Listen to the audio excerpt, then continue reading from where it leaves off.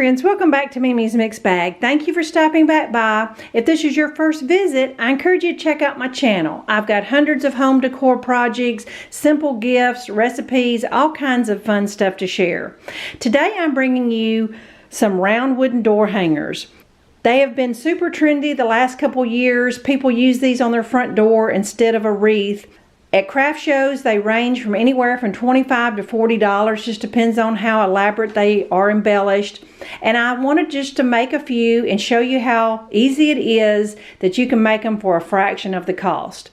So to get started, I went to Amazon and I found this 4-pack of wooden circles. It also came with some ribbon. Now I didn't buy it for the ribbon purposes. I was really looking for the wood circles.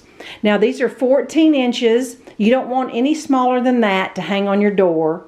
But 14 or 16 inch circles are about the right size. I will link below this exact kit that I bought.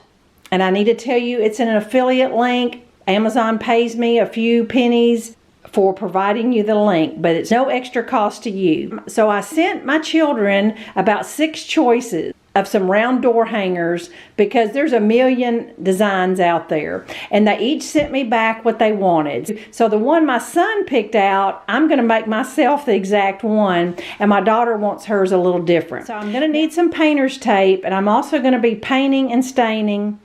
And I will discuss wording options later.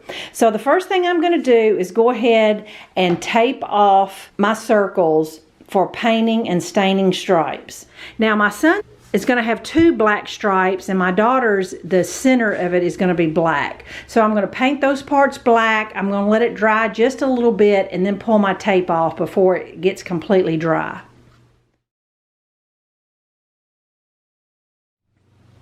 Alright, I've taken the painter's tape off in a few places. I want to remind you to be sure and paint the sides of your circle so it looks good from the side. Now this top design, the center stripe is stained. Down here, the top and the bottom are stained. I'm using Dollar General Crafter's Closet. It's oak color, just a great brown color. And you're going to use an old sock or a soft cloth and plastic gloves. Alright, round 2 of my stripes are done. I'm going to let this dry a little bit longer, and I'm going to tape it off and paint these lighter areas white for my son's design. For my daughter's, she wanted hers to look like this. This area is a little bigger. This is where some bow and greenery is going to go. This one's almost ready to put a clear coat. You can use any kind of clear spray paint, matte or glossy. So when I come back to you, I'll have my white stripes painted on, and they'll all be clear coated, ready to move on. Alright, it's the next day here. I'm just now getting back to this project, but my 3 circles are finished and ready to go. Now I'm ready to apply the welcome word on mine. Now I'm just going to show you a few options. Now with mine and my son's, our welcome is going to be white, and I just took my Cameo and cut out the word welcome. Ours is a little shorter and offset to the side because my bow is a little different.